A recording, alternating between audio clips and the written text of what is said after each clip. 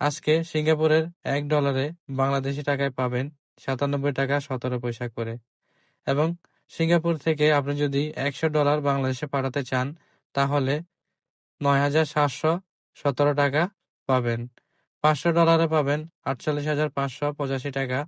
$১,০০০ পাবেন ৯৭,১৭০ টাকা। ১০,০০০ টাকা পাঠাতে আপনার লাগবে $১০২.৯১ এবং সিঙ্গাপুর থেকে যদি আপনি ৫০,০০০ টাকা বাংলাদেশে পাঠান তাহলে ৫০,০০০ টাকায় আপনার $৫১৪.৫৫ আসবে।